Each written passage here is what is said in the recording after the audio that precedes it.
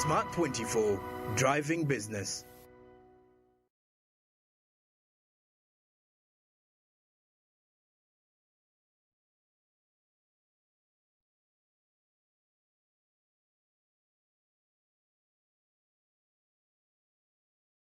Hub for all things pertaining to clean energy. Explore innovative solutions driving the clean energy transition as you learn from industry leaders shaping the future of renewable energy. Connect with like-minded professionals, organizations, and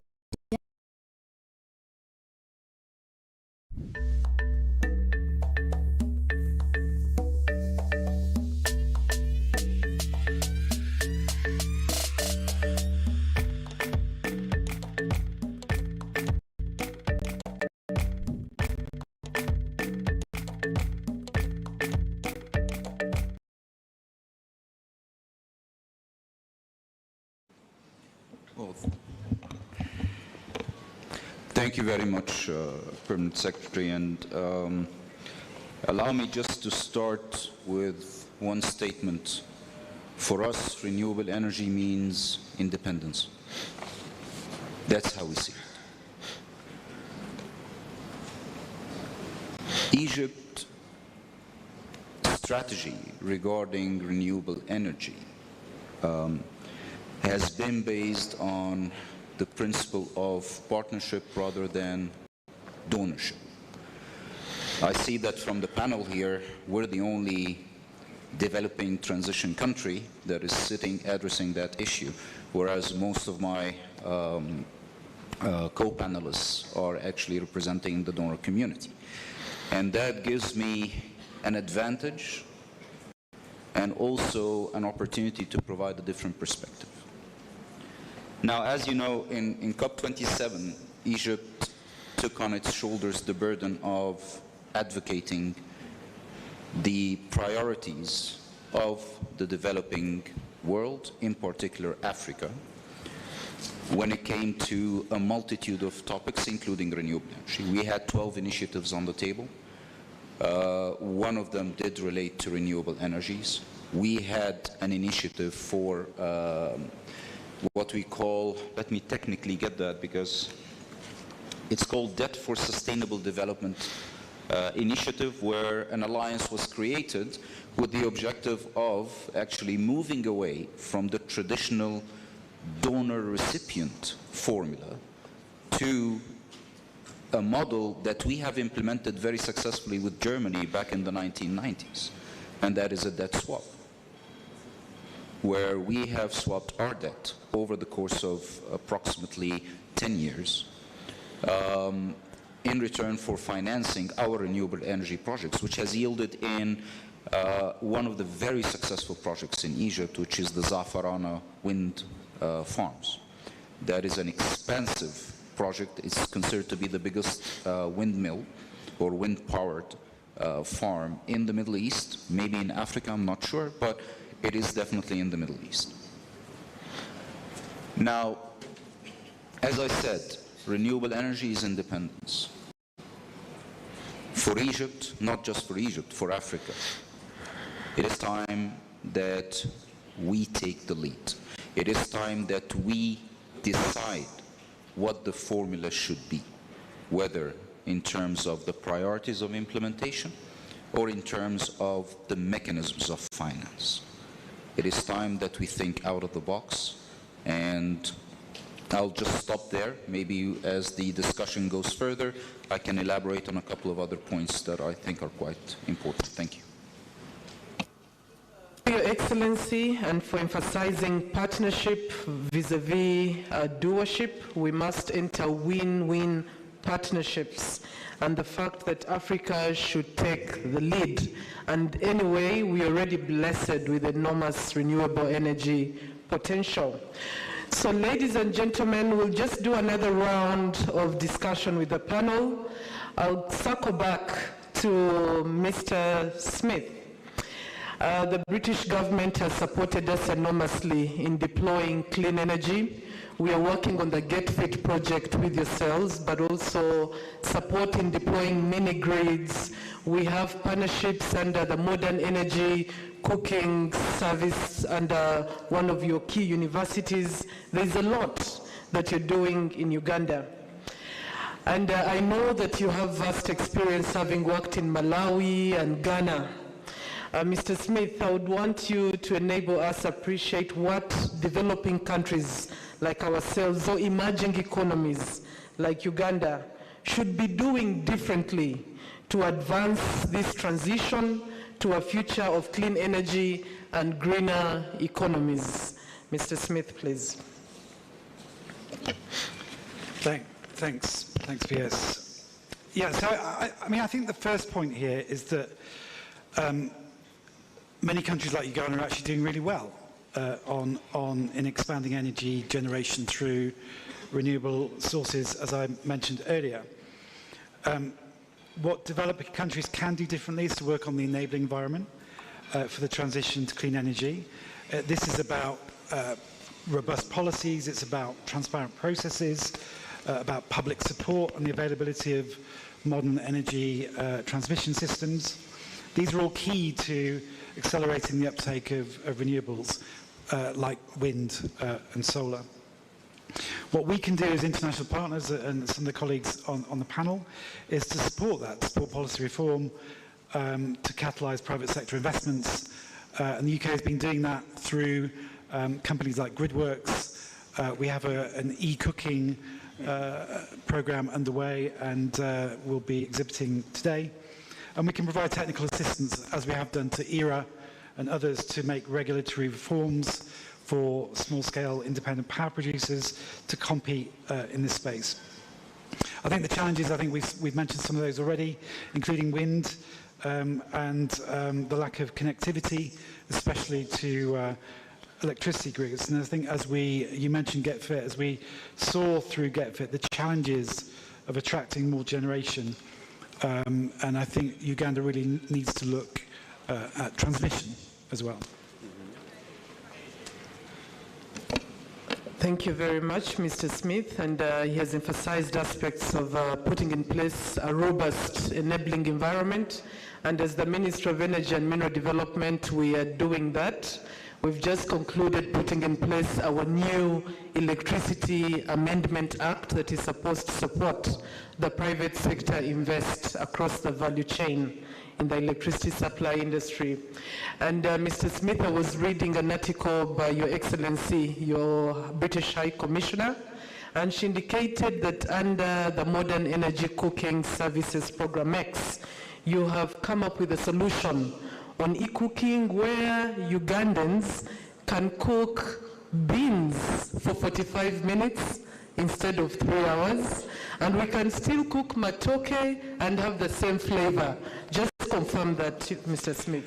So I can confirm that personally, but if you want to really challenge, we have a guy here called Will Clements, who's in the audience, who will be manning a tent downstairs to talk about the pilot that we've been doing with Loughborough University. We really want to supercharge that. And yes, the ambition is to reduce the time of cooking dry beans from 3 hours to 45 minutes. You heard it here first. Okay, so Ugandans, we look forward to enjoying matoke that has been cooked within the shortest time possible. We are moving on to Mr. Macbeth. The German government is doing quite a lot. And I see we're already working on further interventions on the e-mobility side and others. Would want to see your view, your advice to Uganda as an emerging economy on how best we should manage this transition. Mr. Macbeth, please. Thank you very much, Permanent Secretary. I think Uganda is one of the finest examples in that transition and what you've done. Already you've got the policies in place. And the professor was talking about education and awareness. People need to know why that transition should happen and what is in for them. I like the fast bean cooking arrangement. That is some of the benefits which people can reap. The professor was talking about his own history, that you had to go to school and do your homework in the dark, and all those things need to be made clear and discussed with the communities who are going to be the beneficiaries of it. So you've done that. I said something about the policies, and you need the right partners to do that. And if I look at my tag, if you look at your tag, you'll see there are so many partners which are going, you know, along with you on this journey to clean transition. So I should be asking you how other countries can be supported. But I would like to say something from a German perspective, because we've been partners for, I think, nearly 60 years. We are, as Germany, a very staunch advocate for the energy transition, with the tag of sustainability to it. And, you know, I don't want to bore you. You know what Germany does? It's usually knowledge transfer, technological exchange, and capacity building, and capacity building. And I hope you don't yawn, particularly you, Professor. It's about you just don't, it's not only about the equipment, but it's also maintaining it and building an economy. And it's not a goal in itself. It is also an opportunity to grow the economy, the personal economy for the beneficiaries, the economy of Uganda. And that's, I think, one of the investments which Germany will also continue in the future, that we have that link between the capacity building, the policies, and the investments which we do. For example, also in e-mobility. You know, I don't want to boast, but we've got this wonderful car, which, if you come to my office, which I invite you to, the GSA country office in Nakasero, you see that the car park is shaded with solar panels, permanent secretary, and I just plug in that car, and I have no fuel costs. Maybe you can hear that I'm from Scotland, so that's a very important aspect for me also, not to pay money for those things. So we will have a demonstration later on e-mobility, the electric bodas, but also together with our colleagues from the United Kingdom, decentralized energy solutions are very much at the heart of what Germany does. Thank you. Thank you very much, and we look forward to catalyze e-mobility and have many more Ugandans enjoy exactly what you are enjoying, Mr. Macbeth, in our partnership. Just moving on to Mr. Bagam quickly. As we prepare for COP28, but also starting the new year 2024, I would want to hear your advisory to developing economies. What should we expect in 2024? What trend do you see ahead of us? When we're going to COP26 in Glasgow, we were looking at a phase down or phase out. And then at COP28, the narrative changed. Looking forward, what do you see coming ahead of us post-COP28, Mr. Bagam? Well, I sincerely hope that we will be able to continue having a joint ambitious agenda in the way forward, in spite of the geopolitical situation, which of course poses additional challenges for us to achieve our goals and to be even more ambitious. On behalf of my government, in terms of our commitments, we have a clear goal when it comes to try to mobilize our partners in achieving an ambitious result at the upcoming COP. We established recently in 2022 a new climate investment fund, under Norfund, which is the Norwegian government's investment fund for developing countries. This fund, which we now are scaling up, building up, was set up to contribute to avoiding greenhouse gas emissions by investing in the renewable energy sector in developing countries. So for the coming 5 years, this fund will be capitalized with $200 million per year. And only during the first year operations, Norfund made 6 major commitments for new investments in the sector. But we're just starting up. So these already signed deals include both large-scale solar, wind power plants, and by waste to energy. Then I think it's one more thing, or two more things I would highlight when it comes to my government policies on this, which again is related to the focus on renewable energy during the upcoming COP. It's also the importance of providing guarantees that reduce non-commercial risks related to foreign direct investments in renewable energy in developing countries.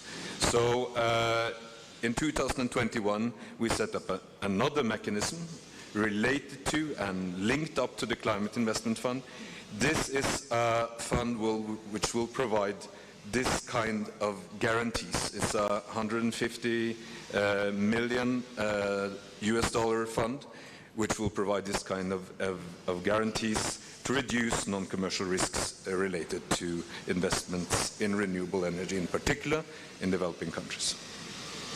We have signed one agreement now with the World Bank's Multilateral Investment Agency, and this first agreement amounts to $50 million US dollars. Then I would also like to mention, which is something we are very proud of from the Norwegian side, having worked on energy and renewable energy for so many years, in Uganda for 30 years, in other countries for more than that, much more than that, and it's that we are we are establishing a new program, global program called Energy for Development, which is based on our experiences in different countries, among them in Uganda, where I think we have had a particularly fruitful relationship, as I said initially. And this will focus on renewable energy and especially energy access. So in these days we are finalizing which will be the partner countries, the main partner countries for this new global program. Thank you. Ladies and gentlemen, that deserves a hand clap. So as the Minister of Energy and Mineral Development that benefited from the Oil for Development program, where you supported us enormously to launch our oil and gas project, we look forward to furthering our partnership by participating in the Energy for Development program. So I hope we are on the list of benefiting countries. Moving on to Mr. Guillermo, as we prepare to close the panel. In the past year or so, we have seen a lot of I would say a certain narrative on some of the projects that we do as a country, but also as a continent of Africa.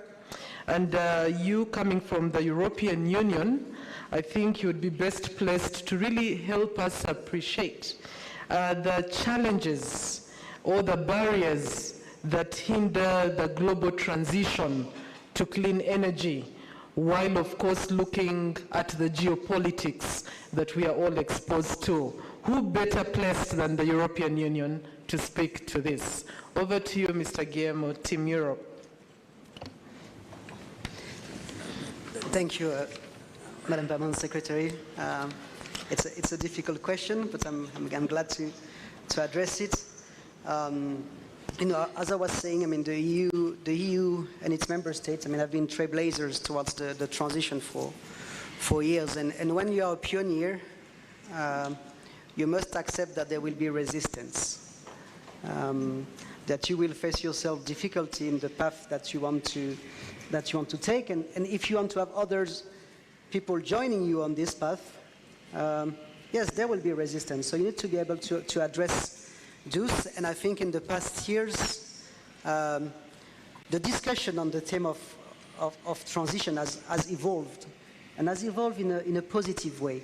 And we've seen, thanks to the leadership of Egypt, yesterday at the COP27, voices from Africa, from the Middle East, being heard, offering solutions, being engaged in a constructive dialogue with others, and triggering change. I mean, when I think about the discussions within the Ministry of Finance to mainstream globally the question of energy transitions in all public policies all over the world, I mean, that's something that was triggered by the COP27. The evolution within the multinational development banks and the international financial institutions to address the concerns of the most vulnerable countries to be able to take the path of the transitions. Know that the resistance is not lack of willingness, but it's a call for more solidarity from the community of donors to allow the transitions to happen in all the countries, and in particular in the global south and in the most vulnerable countries. So this discussion is taking shape, and probably the COP28 will be a new step towards those aspects. As EU, I mean, we have put a global strategy, what we call the global gateway, to help our partners to take the path of these transitions. The overall amount of the global strategy is about 300 billion. 38% of it will be dedicated to climate change programs, with energy transition at the core of this program. You're asking earlier today the pledge that we will make at the COP28. Of course, I'm not in a position to deliver those pledges to you today, but our commissioner already said that it will be substantive, and it will be substantive notably to set up the funds that have been asked for many countries, the funds for loss and damages, to be able to bring, again, solidarity to face the challenges posed by climate change globally.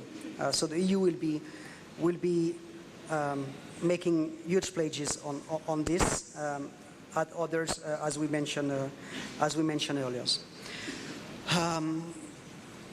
But the way we see, our support to transitions is twofold. There is, of course, capacity building, transfer of technology, access to finance, and we have set up a lot of programs, including here in Uganda, to allow private sectors to access finance at structural level, at high level, for big projects above 500,000 euros, but also for mini-grid and smaller projects to be implemented more locally. So access to finance is important. Cooperation with the private sectors is critical. The private sector is not about access to finance. It's also setting the right regulation, providing incentive for investors abroad, skilling youth, women, girls who want to be part of the transition and be fit for purpose in terms of professional skills. So that's all those aspects that needs to be put in place. And Uganda is making its part, and we are proud partners of Uganda on that. I mean, we have invested in the last 5 years about 100 million euro for energy transition. With the regional envelope that we have and the coming program, we will be around 250 million euro. And that's involved, infrastructures, but again, as I was saying, strong engagement with the private sector and the institution of Uganda to make sure that the environment is conducive for investments and transition that delivers energy for all. Thank you very much, and thank you for that investment of about 100 million euros in the past to support the energy transition, and we can't agree more. The transfer of technology and capacity building are very critical to support this energy transition. Finally, as we get to His Excellency Salim, I would want to understand from your point of view how we can improve regional collaboration to support a just energy transition. Are we doing it right as Uganda? Are there areas of improvement so that we can partner better? Your Excellency, please.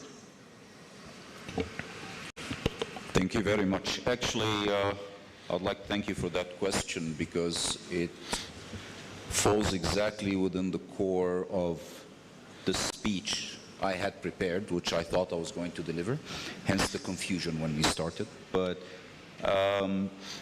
let me answer your question with a question.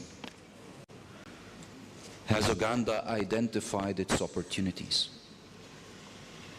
That's what we did in order to embark on that trajectory 20 years ago. We identified our opportunities. Now, everybody can talk about solar energy and say how great it is, but is solar energy the renewable source that is fit for Uganda or for Kenya or for Tanzania? Or is it biomass? Or is it wind? That is the first question that for our regional cooperation, each one of us has to do their homework so that when we sit at the table, we know where we are coming from, we can identify where our commonalities are and how we can cooperate on it. Now, that brings me to the next issue, which is lessons learned. We have learned our lessons since 2002.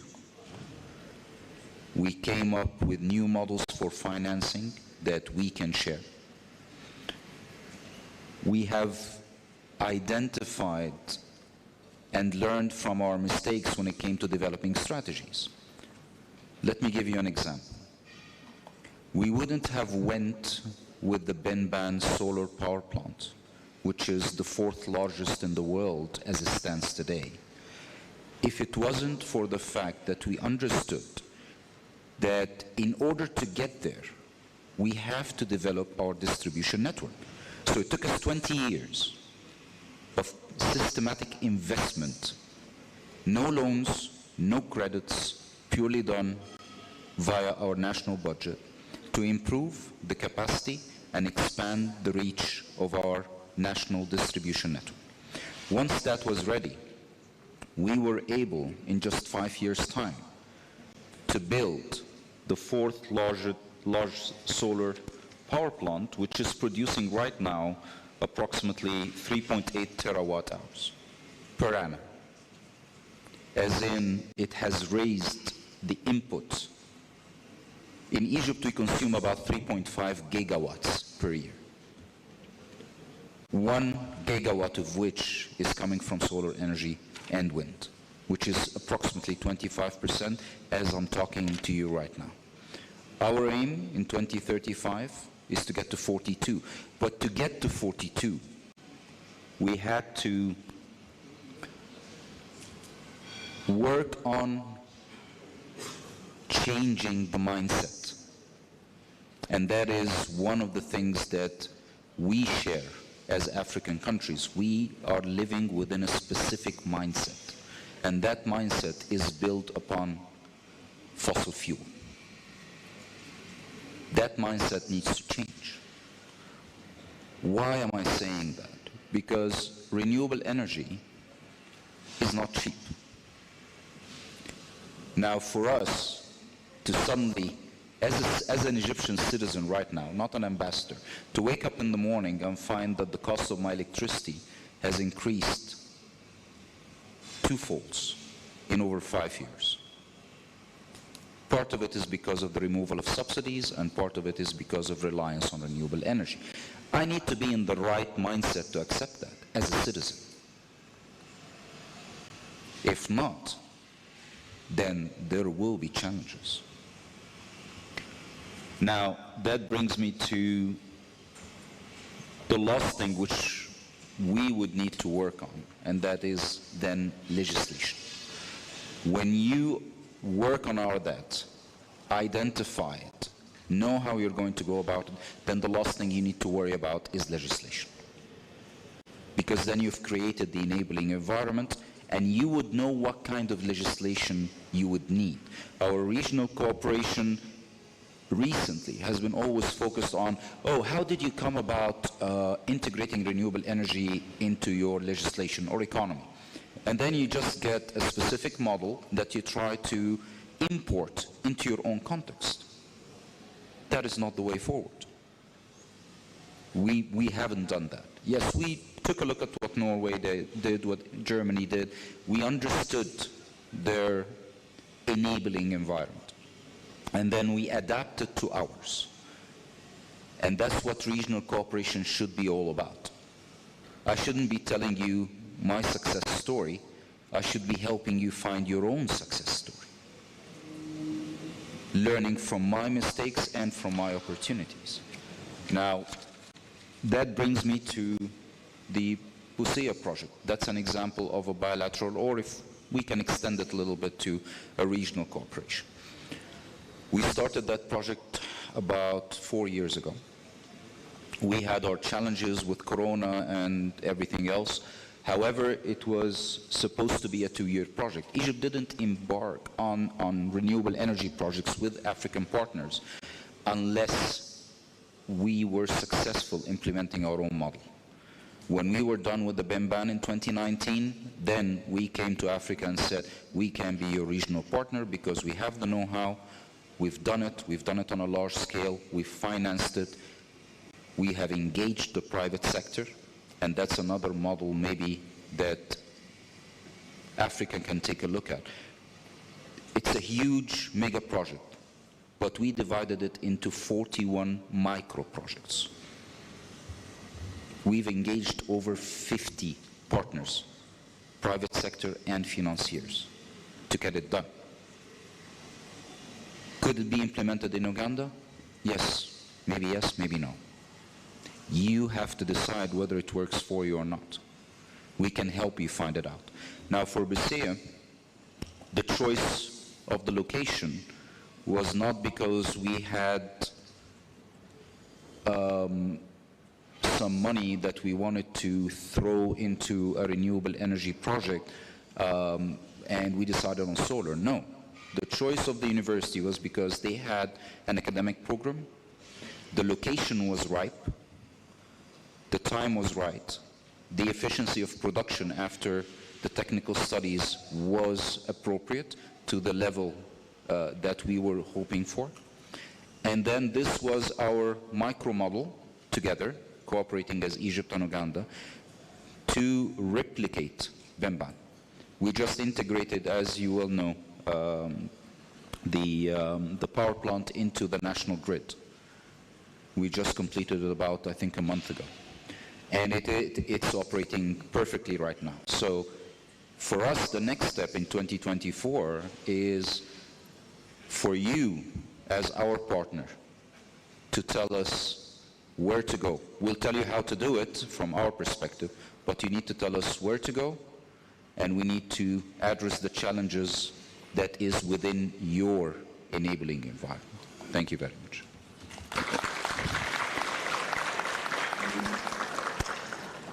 Thank you very much, Your Excellency, and I'm glad in a way the speech has been delivered. So, ladies and gentlemen, as we prepare to close the panel, I'll just wrap up what this esteemed panel has highlighted in this discussion and the view of our different development partners on a just and clean energy transition. What is coming out, we need to continue developing win-win partnerships. Win-win partnerships where together we work out the interventions that we need to deploy as partners. But also importantly, the need for us to continue strengthening the enabling environment through putting in place robust legislation, but also removing other barriers in terms of project authorizations to enable private sector investment. What has also come out is, of course, the need for us to continue working on aspects of accessing finance to support investment in renewable energy. And His Excellency did emphasize the fact that renewable energy is independence. So the more renewable energy we deploy, the more resilient our energy mix gets. So we look forward to continuing this conversation at COP28. And as the Minister of Energy, working with the Minister of Water and Environment, would want to invite all of you at COP28 at the launch of our energy transition plan on the 5th of December in Dubai. Ladies and gentlemen, a hand of applause for our panelists. And another hand of applause for our esteemed guests who have listened attentively.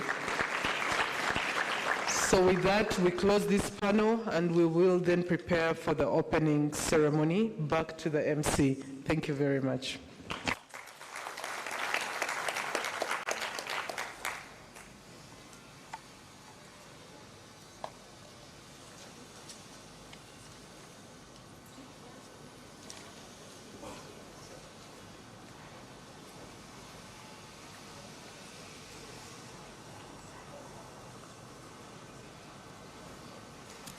Another round of applause for our panelists. They have touched base on something very, very crucial to Ugandans, and that's matoke. Matoke is our staple food here in Uganda. And when they mentioned it, I pictured my mother reacting in a negative way to the possibility of a different form of energy used to cooking matoke. Why? Because there's a whole tradition, and this mindset is passed on from generation to generation. And so if you don't do that matoke on a sigiri with charcoal, it's not going to be regarded of you as a Muganda girl. I think those of you that are Baganda here can relate to that. You'll be regarded as one who's being disobedient to the culture and the customs around cooking some of these staple foods. So I pictured that conversation in my mind with my mother trying to tell her, Mommy, there's renewable energy forms that we can use and still give you the exact matoke with the exact temperature and the kind of steam and how soft you want it. So that calls for sensitization in all of this. Much as in the room, we do have the professionals, the academia, the industry, the sector players, but when it comes to grassroots level of understanding renewable energy, its efficiency and its beneficiaries, you get to have that conversation on a different scale. But nevertheless, we continue on with the program.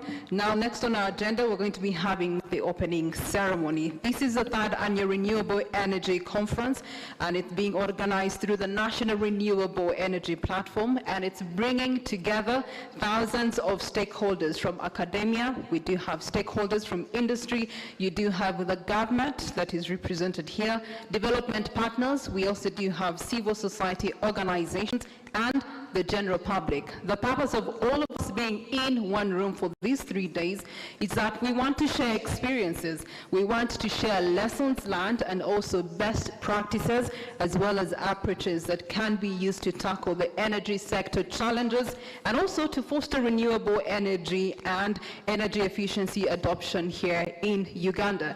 As the panel discussion has rightly put us in the place of 2024, giving us the perspective of renewable energy and its usage in the year 2024. Now, our next session is going to be chaired by Honorable David Mijereko. As he comes, we are having social media engagements. Some members are not here in the room. They're joining us via live links. And so the hashtags to be a part of our social media or online presence, we do have green energy. The other hashtag we're using is energy transition. And the other hashtag that you can use to trust the conversations in the room is REC23. We are also having the tags that you are wearing. I'm pretty sure each one of you in the room is having this tag. Now this tag has a barcode, and this barcode gives you access to the program, Renewable Energy. So we're saving you the energy of carrying around paperwork, looking for the papers, and so you can get the program with that barcode scan. Our official partners, we want to say a special thank you to the British High Commission. We also want to say a special thank you to the German government. Equally, a special thank you to Total Energies and Total Energies EP Uganda.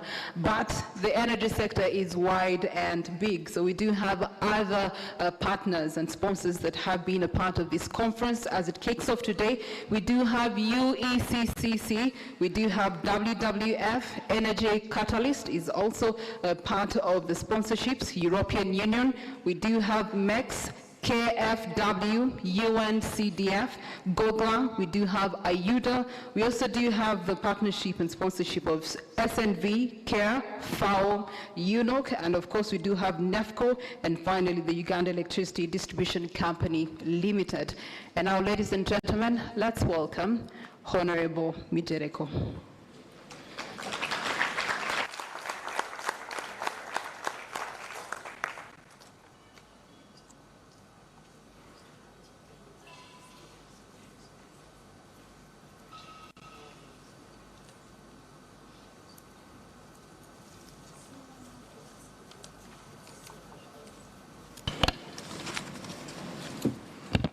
Honourable Minister, Permanent Secretary, Your Excellencies, and dear participants, I've been consulting with the Master of Ceremonies here who sounds really experienced that there are people I should invite to the fore here, and I think, Honourable Minister, you take the lead.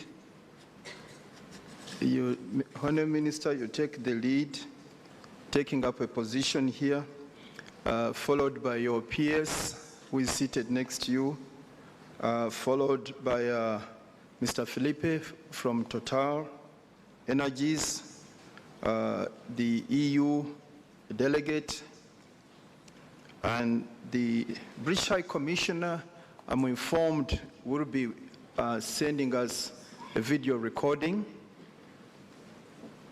I don't know whether anybody needs seats up here in her place, but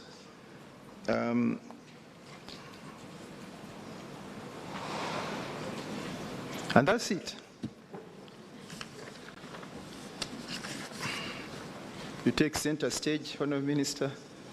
Yes.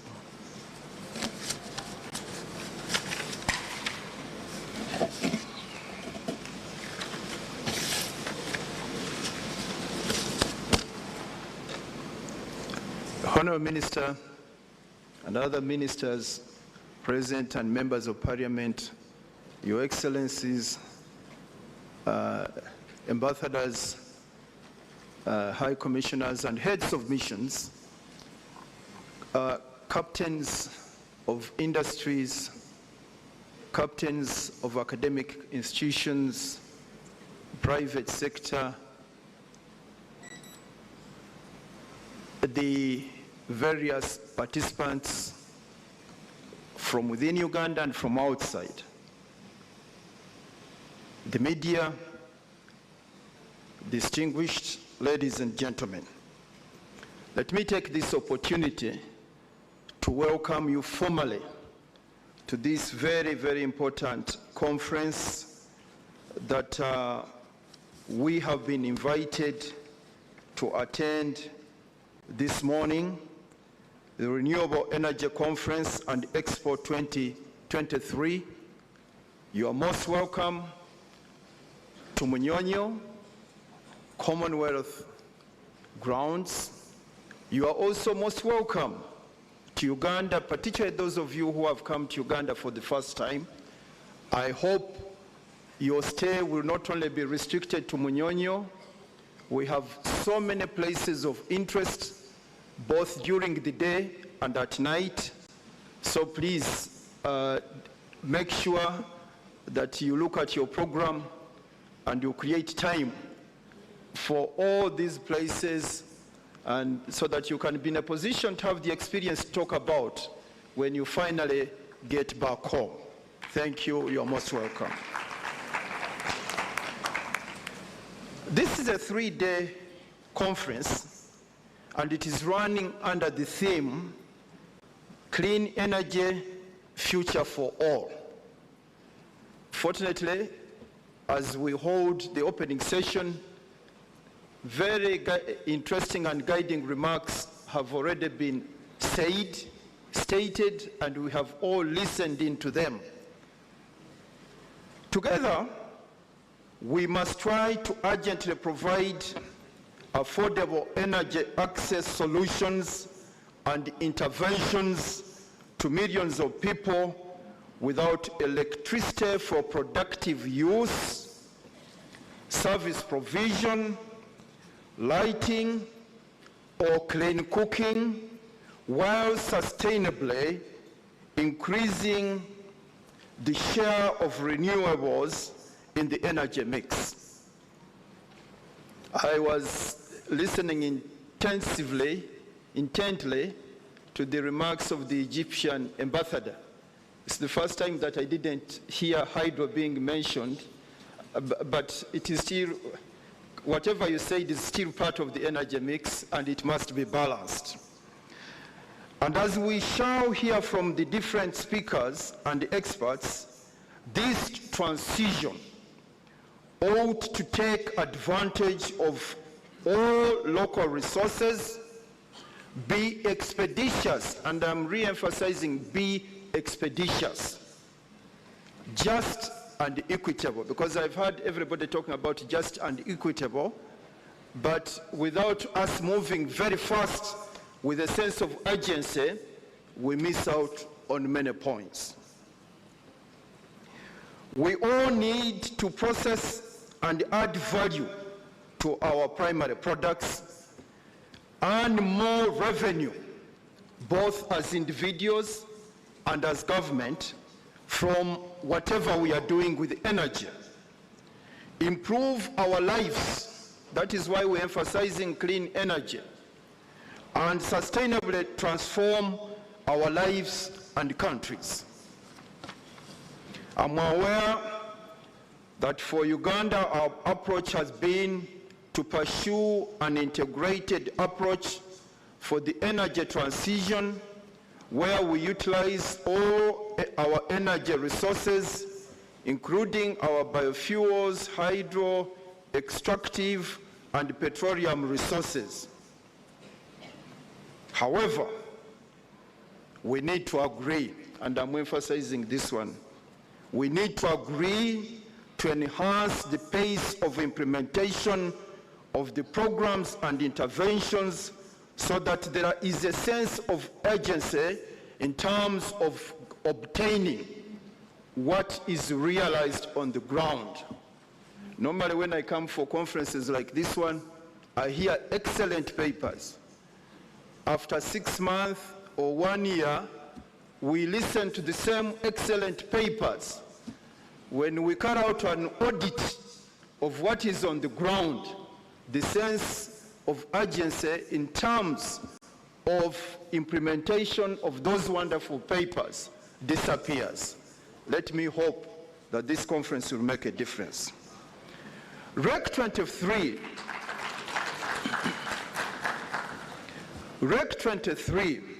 which is organized by your ministry, Dr. Ruth Nankabiru, and your peers through the National Renewable Energy Platform, is bringing together over 2,000 participants from 4 continents and 33 countries. The MC, I think, has already alluded to this. To find appropriate solutions to the emerging challenges of climate change.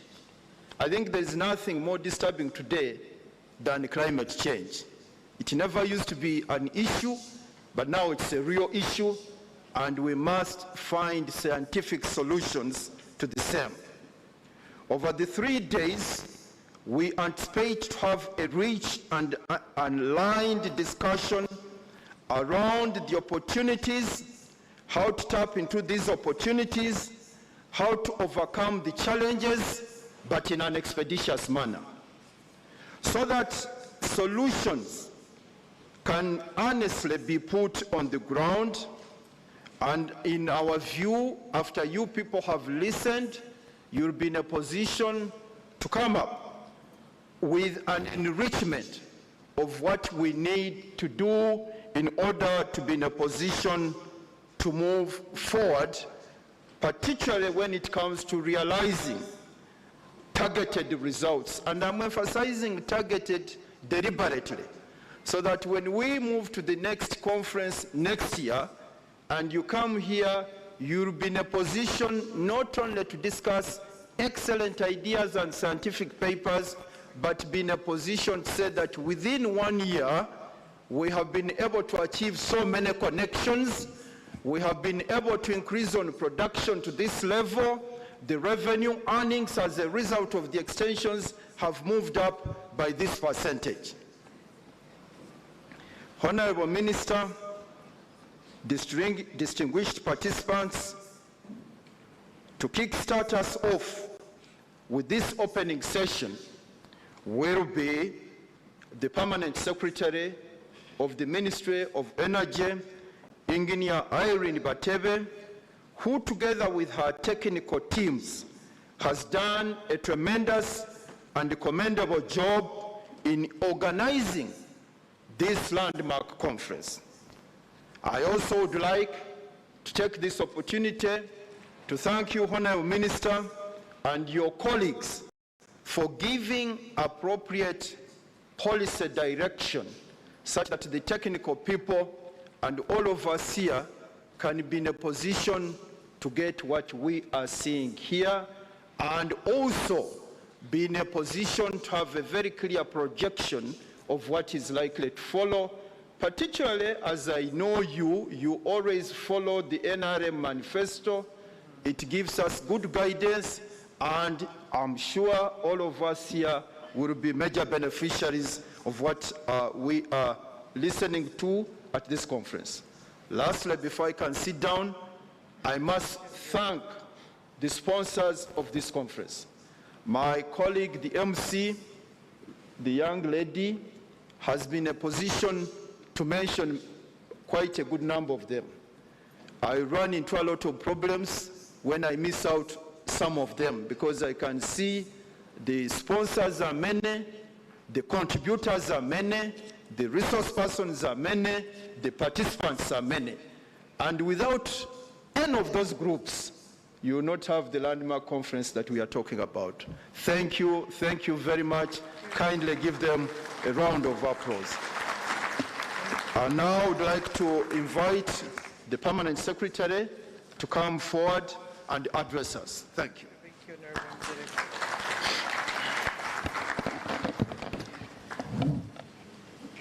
I'll start with the protocols. The Honorable Minister of Energy and Mineral Development, the Honorable Dr. Ruth Nankabira Sentamu, Your Excellencies, the ambassadors and heads of missions and agencies, members of Parliament. I've seen the Honorable Shatsi Musherure, you're very welcome. The Honorable Daudi Migereko, he's also the board chairperson of the Uganda Tourism Board. Of course, Professor Lawrence Muganga, our Vice Chancellor from Victoria Universities, our officials from the different governments, central and local government, but also our special guests and all our distinguished guests, ladies and gentlemen, good morning to you all and welcome to Kampala. On behalf of the Ministry of Energy and Mineral Development, I am honored to welcome you to this conference. This particular speech is largely to welcome you, and later on the Minister will give the keynote address. For the guests that have traveled into Uganda, I hope you had pleasant journeys, and we hope some of you came aboard Uganda Airlines, our national airline. We are delighted to host you next to the Lake Victoria. I hope you'll get an opportunity to stand at the beach and just enjoy one of the largest lakes, not only in Africa, but in the world. We compete with Canada. So we hope that you will enjoy your stay in Kampala, but also you'll enjoy this conference. The Renewable Energy Conference is in its second year running, and it's part of a broader Energy and Minerals Week that we organize as the Ministry of Energy and Mineral Development under the stewardship of the Honorable Minister. And for this conference, we have received a large turn-up, and we want to thank you very much, but also thank our development partners, the private sector we are working with, and others.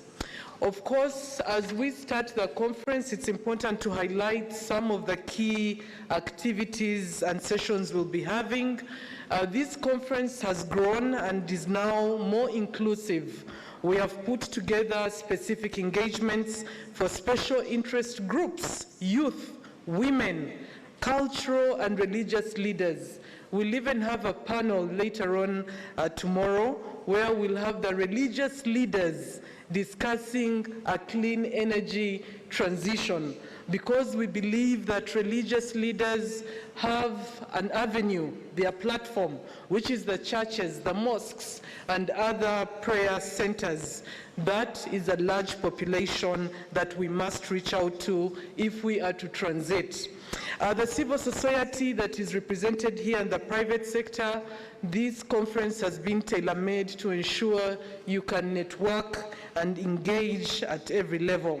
So I really want to thank the team from the Ministry of Energy that has broadened the scope of this conference. We shall see a number of sessions. Even as we speak right now, we have a young people's session, teenagers, because we believe teenagers are our future. We believe in succession planning as the Ministry of Energy and Mineral Development. We must hand over the baton to these young people. So let us speak to them, let us encourage them, because they will be the agents of this clean energy transition. Why do we have them? As a country, we've just concluded our energy policy. We've set our targets for 2040 at 52,000 megawatts.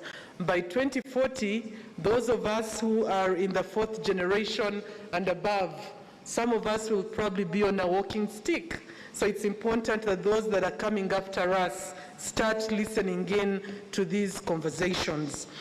So as a sector, we continue to focus on aspects of generation, transmission, and distribution, and the minister will highlight those.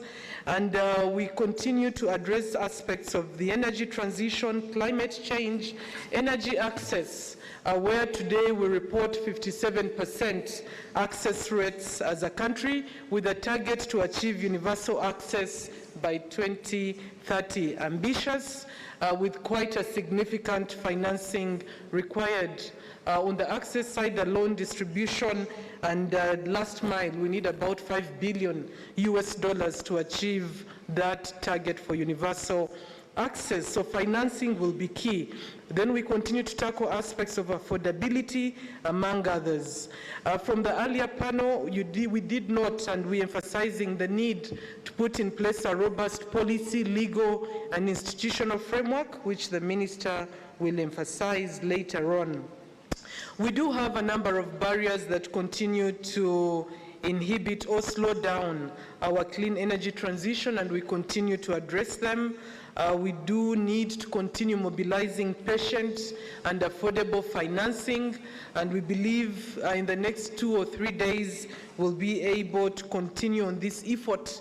It's good listening in from the Norwegian government, but also the EU and all our partners, that we will continue working together to avail such financing. Remember, like the Egyptian ambassador said, renewable energy is our independence. We continue to address technical capacity gaps, not just within the government, but also supporting private sector to ensure that we are able to have technicians, artisanals, those who will repair solar systems. In some places, the solar system goes down and you must call a technician from far away. So we want to ensure that we are able to even address simple things like repairing solar systems in a timely manner. As the Ministry of Energy, we continue to work on strengthening our electricity grid to make it smart, deploying digital solutions to ensure we can continue to cater for our customers. There's a lot we are doing in the bioenergy space. We've just released regulations on biofuels to support deployment of biofuels as part of this energy transition. Clean cooking, we do have an entire program for this, working with our different partners, where we continue to work on clean cooking interventions, the role of liquefied petroleum gas in this transition, and many others. So working with our strategic partners and all stakeholders, as the Ministry of Energy and therefore the government, we remain strongly committed to support the private sector, but also our development partners, to ensure that together we continue to invest in the renewable energy space. We continue to remove barriers and ensure that the private sector can invest, and in a timely manner, just as emphasized by the Honorable Migereko, in terms of the targets that we've set. So as I prepare to conclude, I want to add my voice and thank all the teams that have put this together, but specifically the National Renewable Energy Platform Secretariat. This is a platform that pulls together a number of our partners so that we continue to catalyze deployment of renewable energy. Our sponsors already elaborated, the banners are all over the place. We want to thank you for your continuous support at every year. This is our 19th year running of the Energy and Mineral Week, where the Renewable Energy Conference falls. So we thank you for supporting us for 19 years unceasingly. And thank you, and would not have done this without your support. Finally, I would like to thank our Honorable Minister of Energy and Mineral Development, the Honorable Ruth Nankabira, for the stewardship and leadership that she continues to give to the ministry, and that's why we can have a vibrant conference. So with that, I want to thank you and welcome you to Uganda. Karibu sana. Asante.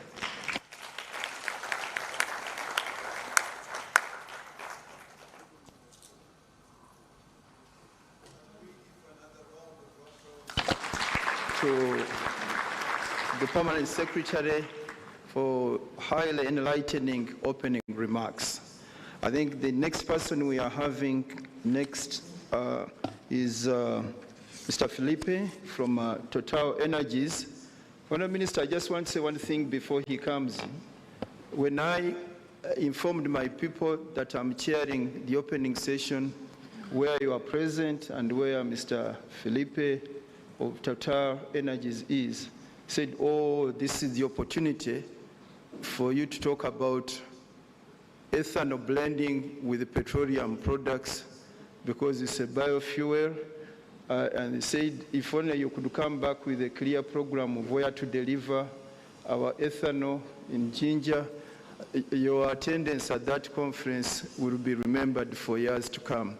Mr. Felipe, if you can redeem my name and image so that when I go back, I can have something to report. The podium is yours, sir.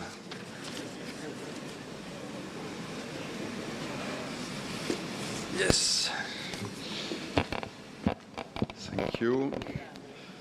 Honorable Minister of Energy and Mineral Development, Permanent Secretary, Head of Diplomatic Mission, Country Head and Development Institution present today, representative of government entities and companies, distinguished guests, ladies and gentlemen, all protocol observed.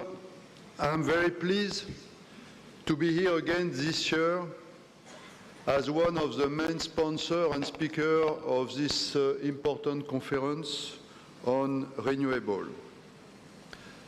To provide cleaner, affordable, and sufficient energy in quantity for everyone is the essence of our mission as an energy company.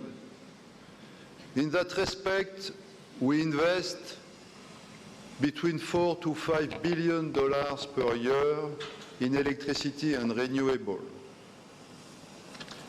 We are active everywhere on the planet where we think we can make a difference. And of course, it starts by being active in the country where we are already present. To share with you just a few examples, we have been recently very active in India. India is facing a huge challenge with an energy base mainly on coal, and we have been very active in India to support them to transition from coal to gas and to develop large capacity of renewable. I would like to share with you also an important project that we developed together with our partner Seagreen in UK, where we just recently commissioned the world's largest offshore wind farm of more than 1 gigawatt. And I could continue like that for hours. But I'm sure you will ask me, but what about Uganda? What you are doing about Uganda, what you have done since last year in Uganda. What has changed? Last year, we were a shareholder of a company called RN, who has developed the first solar plant grid connected in Uganda, in Soroti. And this year, at the moment I'm talking to you, we have fully integrated this company in Total Energy. We are 100% owner of this company, which means the people operating this solar plant are now Total Energy's people. Immediately, we started to study the expansion of Soroti solar plant, coupled with the installation of large capacity batteries to address the issue of intermittency. And we will come back to the ministry very soon with some proposals around that. I just want to remind you that all that we signed last year, a memorandum of understanding with the ministry to develop 1 gigawatt of renewable energy in Uganda by 2030.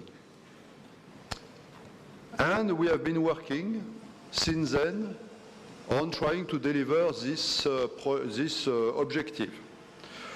What have we done? We have done a feasibility study on six times 20 megawatt project, possible project, associated to industrial park across the country together with the ministry. And we are currently completing these studies, and we will come back to the ministry by end of Q1 next year with some concrete project proposals. This ambition of developing 1 gigawatt by 2030 is mainly based on the development of large solar PV plant, together with also some medium-sized hydro power plant.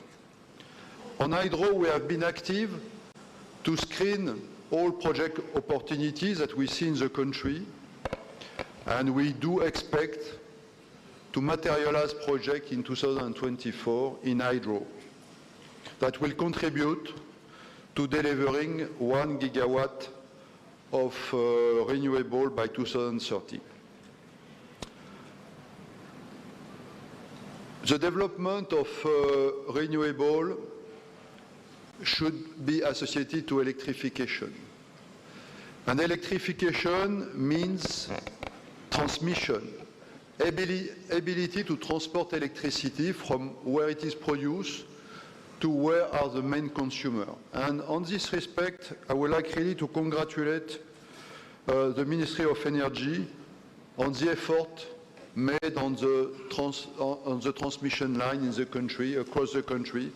This effort has to be pursued until we get a robust transmission backbone to supply reliable power from where it is produced to the main consumer. What about what we are doing at our perimeter?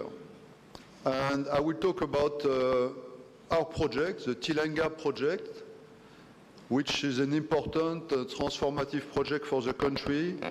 We are working hard to deliver oil by 2025.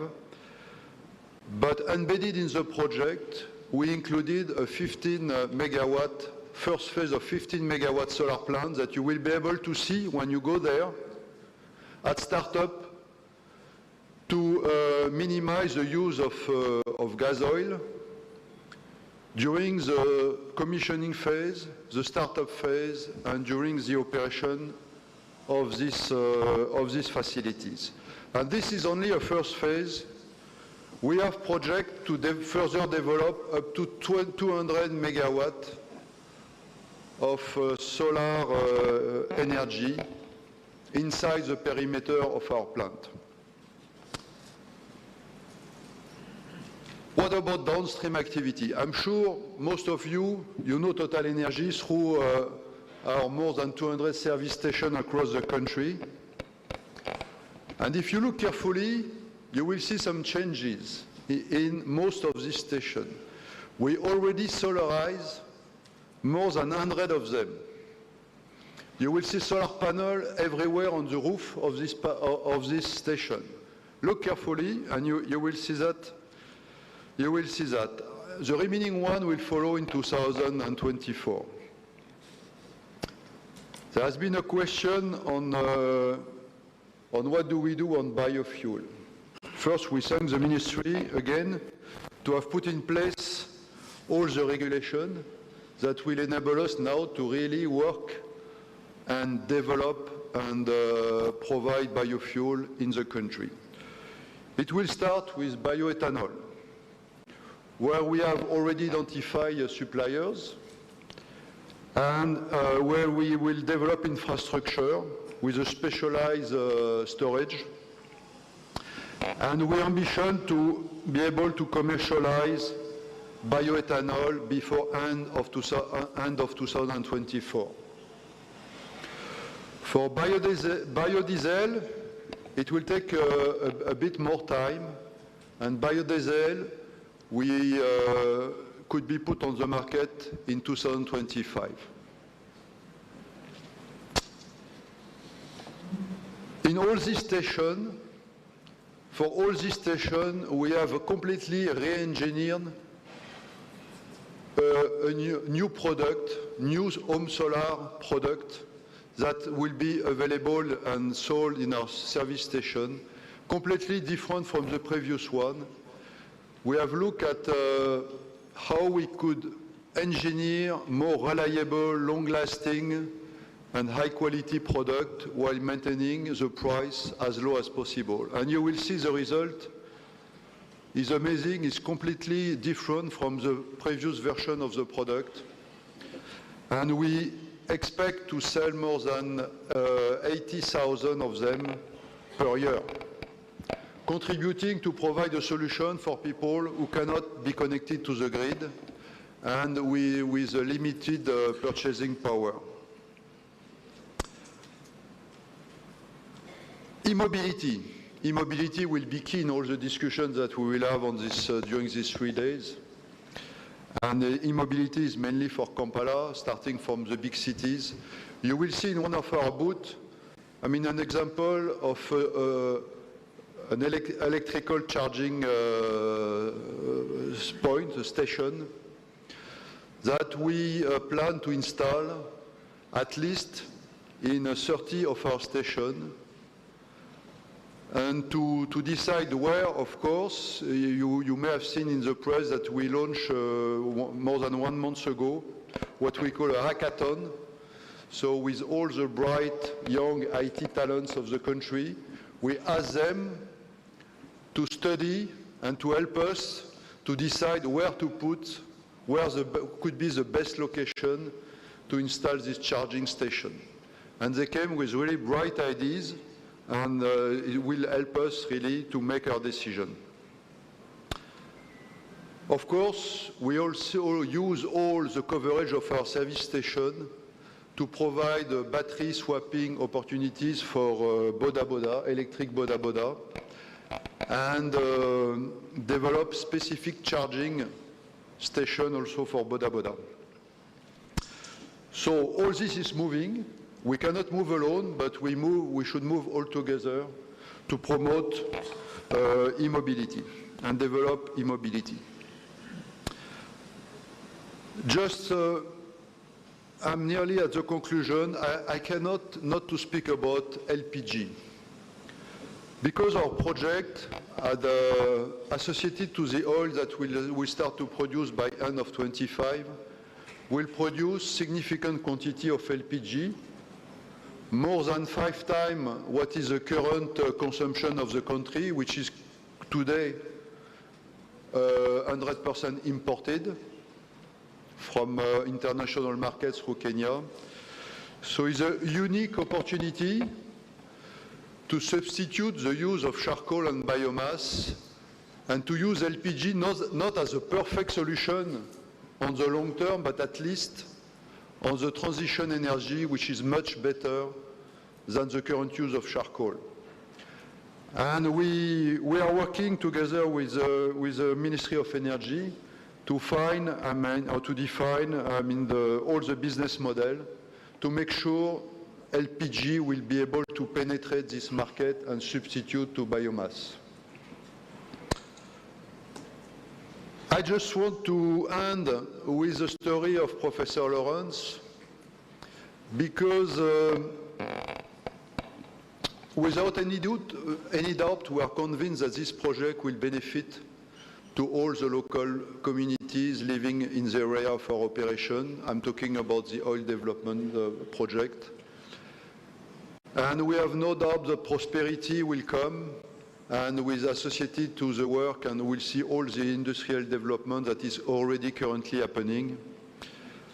But we are seeing as well all these children moving along the road to go to school and coming back home quite late without having any light at home. And we decided that we cannot wait to see the economic development and economic empowerment to do something. And we are currently, together with the World Vision International, distributing home solar system to all the primary schools of Noya and Bulisa district.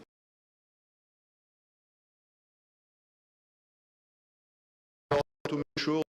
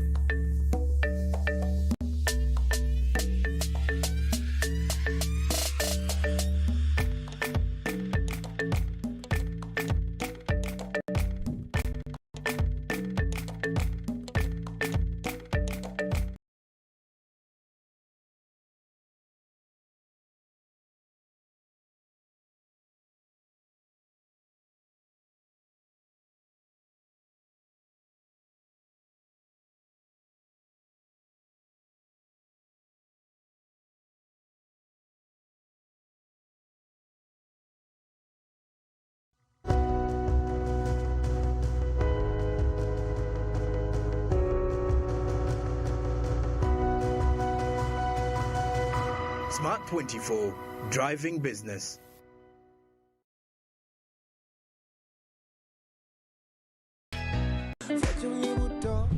Cooking oil like no other makes your meal so sweet and scrumptious. The taste of Uganda, yeah, the taste of Uganda,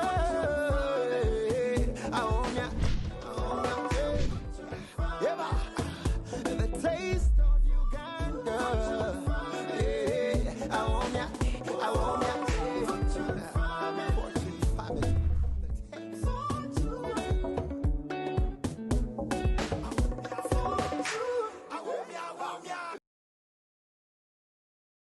Era era tutukanga olw'omuntu nti nigasita ndala mukaaga itaano sita isatu ash onige yes nga bamubuuza machanti code nga tumukuba atamu nsanvu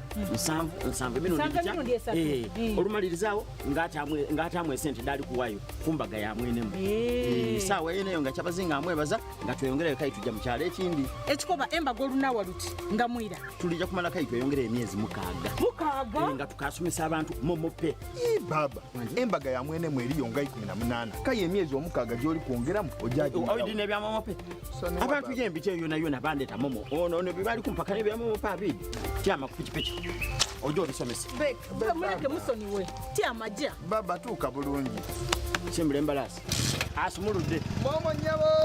Pay or shop with MTN Momo and get cash back every week. It's free of charge. Use the Momo app or dial *165*3#.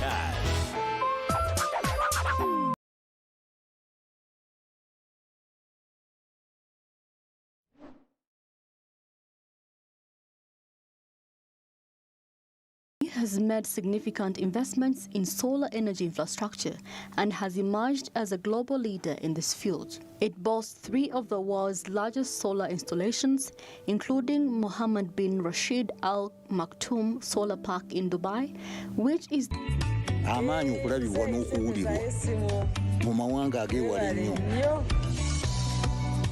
okutuuka buli wamu nga yadde togenzeeyo ensi yonna ng'ekuli mu ngalo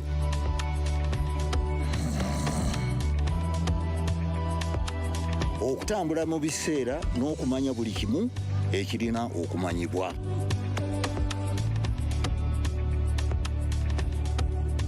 Jovia kino kye kirabo kyange gy'oli tewali kkubo ku ki ky'osobola okukola ku mukutu nnandameggwa ogwa MTN.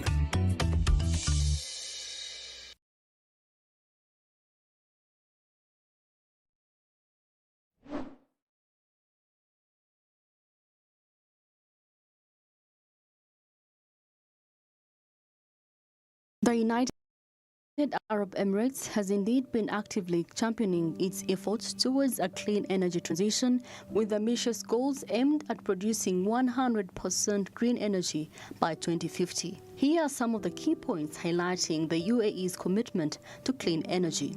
The UAE has made significant investments in solar energy infrastructure and has emerged as a global leader in this field. It boasts 3 of the world's largest solar installations, including Mohammed bin Rashid Al Maktoum Solar Park in Dubai, which is the largest single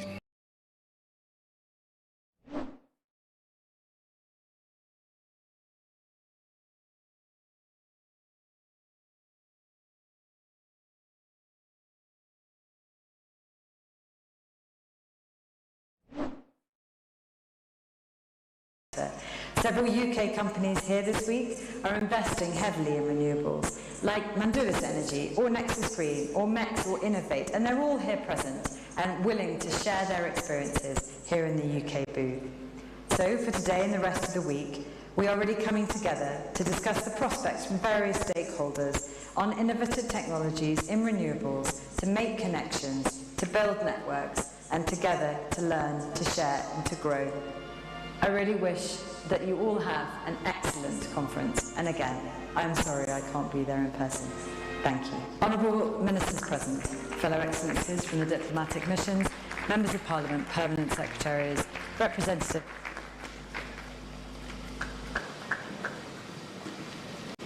A kindly clap for her. That was a wonderful message.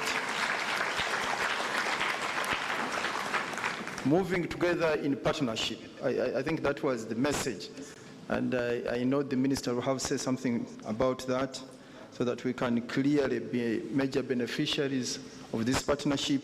But I think the other important message is what we need to do to ensure readiness to embrace change, particularly on the technology front. I'm sure many of us, this thing of Matoke has repeatedly come up. I think somebody who understands Matoke better than I do will have to help us. But accepting new technology and embracing it is one of the critical things that we must focus on if we are going to be in a position to take advantage of the growth in the extension of electricity in different parts of the country. I think we have had very good submissions so far, and now we are lucky. We have our Minister of Energy, Minerals, Honorable Dr. She used to be Minister of Defense for a long time, and she had acquired the title of General. I don't know, you no longer use it. Honorable Dr. Ruth Nankabira Sentamu, it's now my pleasure to invite you to come forward and address the conference participants. I thank you.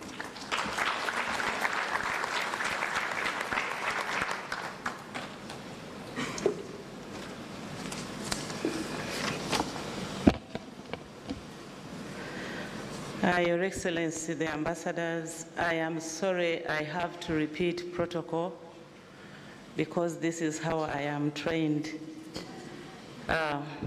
My colleagues, ministers and members of parliament, the heads of executives from different organizations, we have district leadership present, we have officials from central and local government.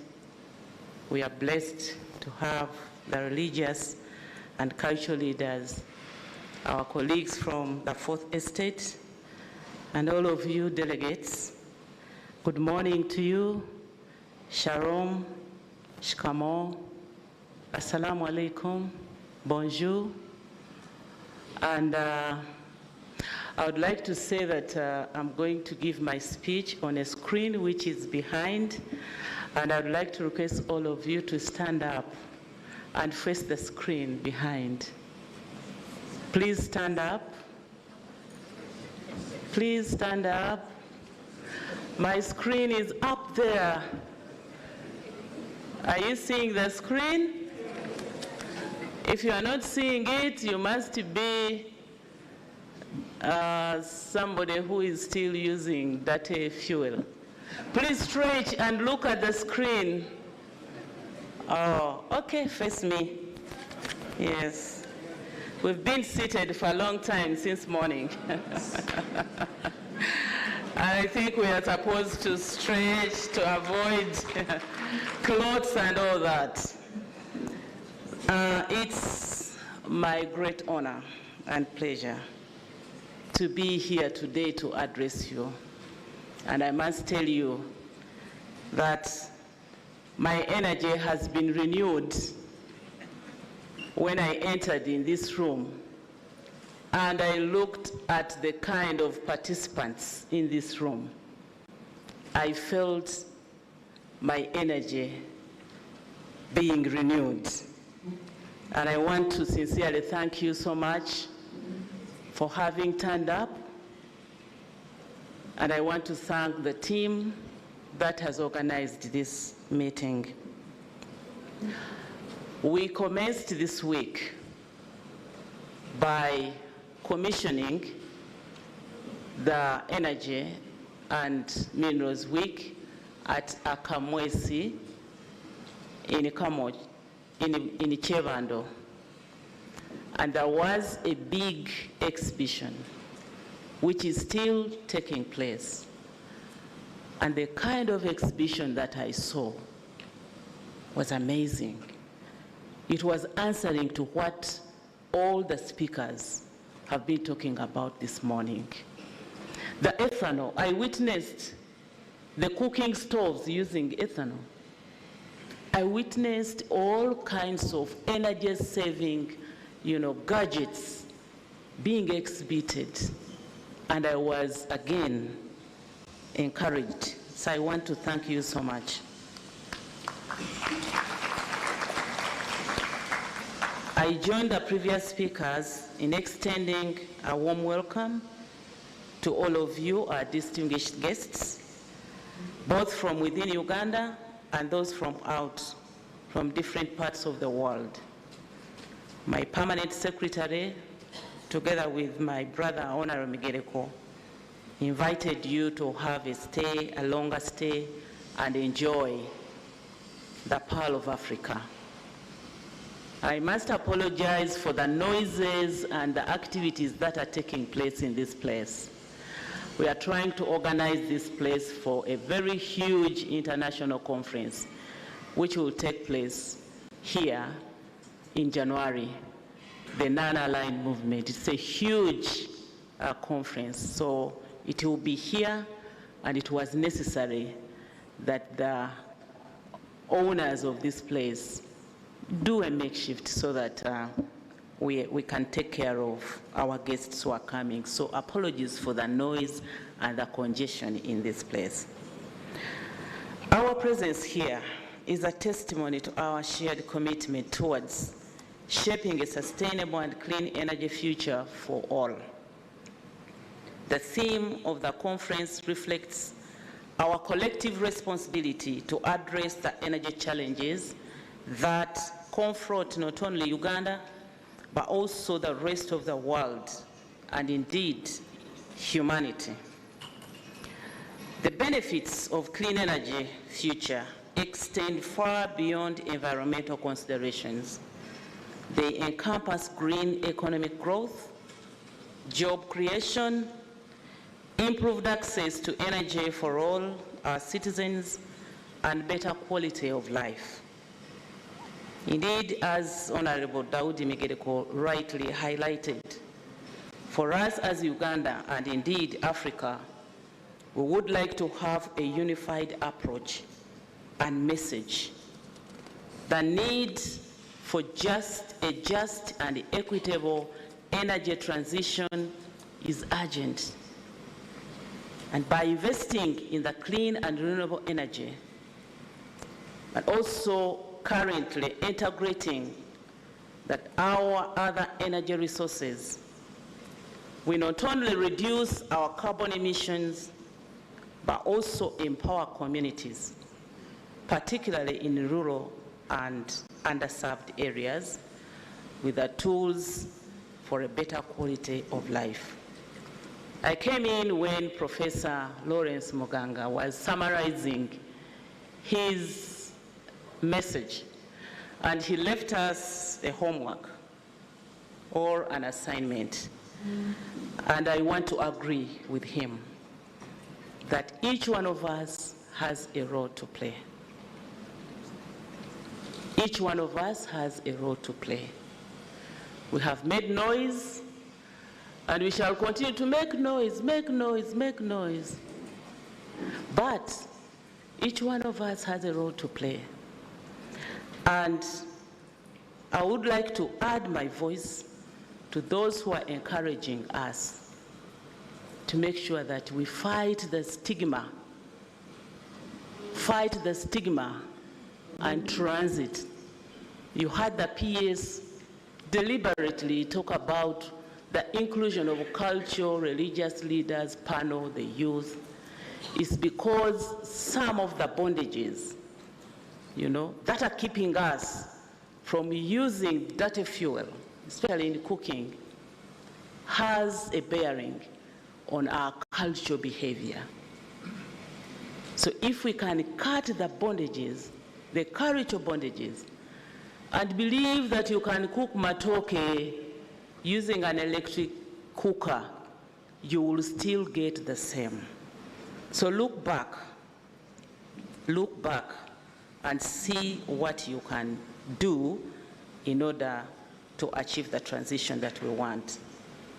You might also agree with me that for the developing countries, the biggest threat to environmental protection and saving our emission sinks is ending poverty in all its forms. I don't know whether there is a rich man who would prefer to use kerosene for lighting, but is rich. Who would prefer to stay in darkness without security lights because government has not extended the national grid to his area, so he's waiting for government. I don't know whether there is any rich person who has a premise to guard and that will wait for the police, government police, to guard his factory. I don't know. Before you talk about energy poverty, you have to talk about poverty in its definition. Create avenues for people to get money. They will be able to become energy lords, L-O-R-D, like you are landlords. You can be an energy lord because the sun is there for you to tap and create your own grid in your premises without waiting for government.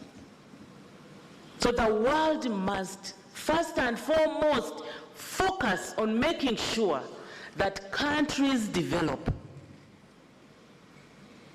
If Uganda is looking at her petroleum products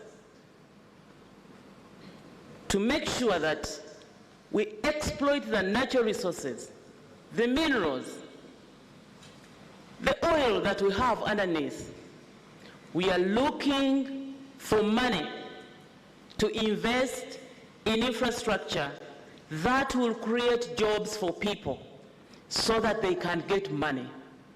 That will trust them in fighting energy poverty. So the focus has to be on that. How can Africa develop? How can Africa access affordable finances to invest into modernization of agriculture so that we see a reduction of our population who are in subsistence farming? There is no rich person who can wait for government to bring the connectivity in his village where he has capacity to do solar panels. And this country removed taxes from solar panels, by the way, so that they are affordable. So that's where I am coming from. Therefore, as we gather here, over the next 3 days, let us engage in critical discussion, widen the scope, share innovative ideas and agree to collaborate on strategies that will propel us towards a future where clean energy is accessible to all and pragmatically appreciate actions towards the urgent need for transition. In addition, this conference is happening just weeks away from COP28, which is going to take place in Dubai. Uganda will be there. We shall have a pavilion. We will showcase what we have done together with the support of our partners, many of whom are in the room. We will be there. And I therefore hope that the conference, in part, will be a platform to exchange knowledge, take stock, foster partnerships, and inspire concepts for our unified message, which my brother Daudi Migereko was talking about, and driving the transition to a more sustainable and inclusive energy landscape. Now that I have made my call to action, and my permanent secretary also spoke to a number of challenges for which, working with all of you, our partners and stakeholders, we shall address, and permit me therefore to highlight some of the efforts towards our ambition. Today, I am proud to say that Uganda has made significant strides in harnessing our clean energy sources to power our nation. Over 95% of our electricity supply is from renewables. However, due to factors like energy security, access, affordability, and sustainability, we are saying that let's develop all our resources through an integrated approach. Some sources are cheaper than others. So if we exploit all the possible sources of energy, on average, I believe that we shall reach the affordability point that we've been talking about. And beyond the policy, we have put in place a number of strategies to guide us towards achieving our energy and climate action goals. For example, we are targeting to increase our generation capacity from 2,000 megawatts to 52,000 megawatts by 2040. Isn't this the loudest noise we are making? We are making noise because we considered that if we are to switch on to e-mobility, if we are to modernize all our agriculture, and if we are to add value, and process our minerals in the country where all mining sites are electrified, we have smelting plants, we shall need 52,000 megawatts by 2040. And this is our dream. We have put it out. I will continue to make noise in cabinet so that I get the logistics that I need. I will continue to make noise in parliament so that my money is not diverted. I'm a very good noise maker, but this is the dream. And by doing that, we will see 50% from renewables and 40% will come from nuclear. And we are working with the International Atomic Energy Agency. We want nuclear for just using as energy, not to do the other things which are disturbing the world. We want nuclear. And our nuclear potential, by the way, is 24,000 megawatts. And we want to generate at least 1,000 megawatts from nuclear by 2031. We have geothermal, we have wind, we have hydro, we have solar. We are targeting to deliver clean energy for all by 2040, with at least 80% connected to the grid. And for Uganda, distributed renewables continue to play a role in our electricity supply system, supported by technology developments around the advanced mid-grids and smart grids. I want to thank the World Bank for the facility of $638 million US loan, which we are implementing. I presented to Cabinet on Monday, and I've been let go to begin the implementation of connection, the electricity connection policy that we have in place. This World Bank loan will see 1 million connections added on. And we are beginning, everything is put in place. We are going to have free connection for those who already have the poles, so they will not require any pole. Even those who will require one pole to get connected, we are going to connect them using this facility. There are those poor people who are still using the dirty fuel for lighting and also cooking. They cannot wire their houses. We have a provision for ready boards. Place it there with the 2 sockets and bulbs, and it will light the house.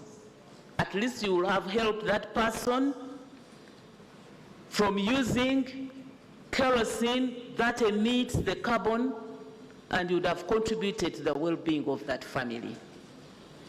So this is going to see an addition. And we are also progressively going to improve our electricity consumption per capita from about 215 kilowatt hour per capita existing today. I think I should be whispering because this is really a shame. But I think the average consumption per capita for the entire continent called Africa is about 518 kilowatt hour per capita. I must be saying this in whispering because it is a shame. But I am saying it such that we are appreciated when we are being fast-tracked into the transition. This indicates that we are not beginning from the same spot. And I always say that in this transition, we are with people who already have their boarding passes in their hands, but you are transiting with them and you are still looking for a passport. You don't even have a passport. You don't even have a visa. But you are being pushed to move together with people with passports and visas and boarding passes. What is 518 kilowatt hour per capita for Africa? What is 215 kilowatt hour per capita for Uganda? We are coming from darkness. So we need the urgency that Honorable Daudi Migereko was talking about. But if we appreciated the point I made that you can be your own energy lord, you can create your own mini grid, then this figure will move high because you will get access to clean energy supplied by God, supplied from the sun. We're also targeting to bring down distribution network losses at least to single digit, while at the same time improving distribution network availability to 95% by 2040. Our distribution network losses were again unbearable.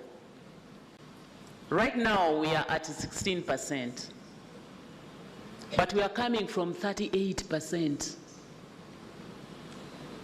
It has been reduced to 16%. Our effort is at least to reduce it to single digit, at least 9%, 8%, 6%. Again, you can compare with what other countries have, like Korea. I think theirs is 2%. But we will reach there. We are targeting to gradually increase the population using clean cooking technologies and fuels to 50% by 2030, 75% by 2035, and at least 95% by 2040. And we are working to put in place an integrated clean cooking strategy. We are targeting to implement the National Biofuel Blending Program to achieve a mandatory blending ratio of at least 5% by 2040. And I will soon be announcing the intention to start with 1%, kindly by force, 1% mandatory blending for petrol. Very soon I'll make an announcement because all the regulations are in place. I have received support, first from the technical team in the ministry. They have told me I am now an engineer. So I ably represent them. But also Parliament has been kind, that all the laws that my team presents have passed in Parliament without hard hassle. So I must thank the Speaker and the Deputy Speaker and the entire Parliament for the support that they have given this sector. And so my team, we have to make sure that we continue with the zeal and the energy that we have to make sure that all the required regulations are in place. So, Honorable Migereko, you've heard from my brother Felipe on the arrangements for the logistics, for the biofuels. We are doing well from upstream, downstream needs some kind of organization, because we will just hear announcements and we shall begin implementing these announcements. Like you heard the President announce through an executive order, there is no cutting down of trees to burn charcoal or to use for firewood in northern Uganda. He was like, Mwetereze, get organized. I have placed the executive order, and now we are trying to make sure that we introduce LPG. What is the alternative? Yeah? The big man has already announced. So Minister of Energy will begin making such announcements, because the only way to begin on anything is to start. If you feed it around, you may not start. And I'm so impressed by the kind of technology that is coming up. We have a lot.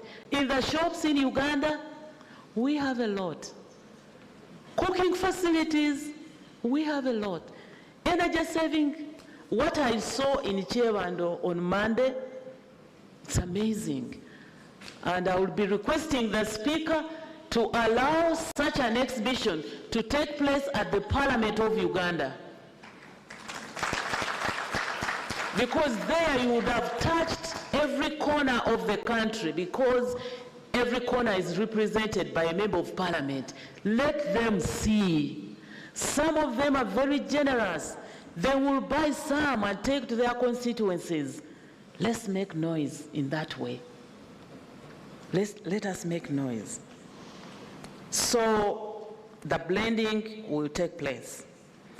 Lastly, to effectively shape the sector to achieve our goals, the need for robust, forward-looking, and dynamic enabling environment cannot be overemphasized.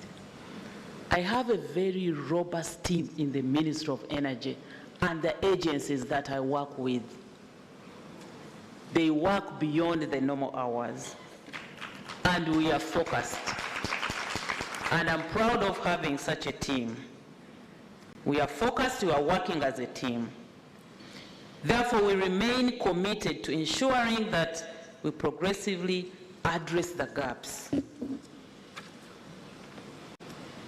And as you will have noted, the 3 days will provide a rich forum for presentations. We have introduced some groups because we know, like the PS told us, the youth forum, we have to move with everybody. The cultural leaders. We will keep expanding this renewable forum so that we synergize, so that we appreciate one another, so that we appreciate the need to change. Then we will work on the mindset change, and the stumbling blocks on the way to transition will have been moved away. If you don't do that, you will hear people stepping on you, stabbing you from the back. You are introducing something they have not appreciated.